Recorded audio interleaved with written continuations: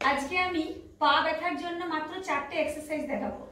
এই 4টে এক্সারসাইজ যদি প্রতিদিন 10 মিনিট করে করতে পারেন, আপনার পা ব্যথা, যন্ত্রণা, দিনের শেষে ক্লান্ত লাগা পায়েতে, এগুলি সব ঠিক হয়ে যাবে। প্রথম এক্সারসাইজটি হলো এইভাবে পাকে তুলে পুরো সোজা রেখে পায়ের এই জায়গাতে চাপ দিয়ে ধরে রাখতে হবে আর পাকে এইভাবে সোজা করে হোল্ড করতে হবে যতক্ষণ পারবেন।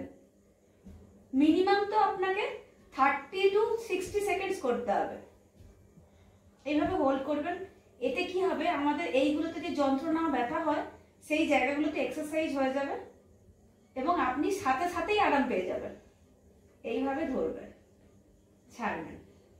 পরের পাটাকে সেম এইভাবে ধরে সোজা, পুরো যতটা পারবেন সোজা তুলে এইভাবে আপনাকে চেপে হোল্ড করতে হবে এই জায়গাতে।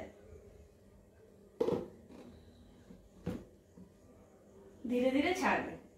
এইভাবে আপনাকে এটি এই পায়েতে 10 বার, এই পায়েতে 10 বার রিপিট করতে হবে।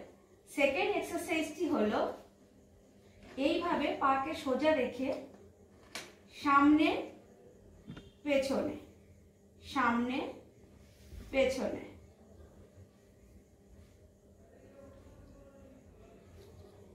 এইভাবে করতে হবে। এটি কিছুক্ষণ করার পরে তারপরের এক্সারসাইজটি হলো দুটোকে এইভাবে রোটেট করতে হবে।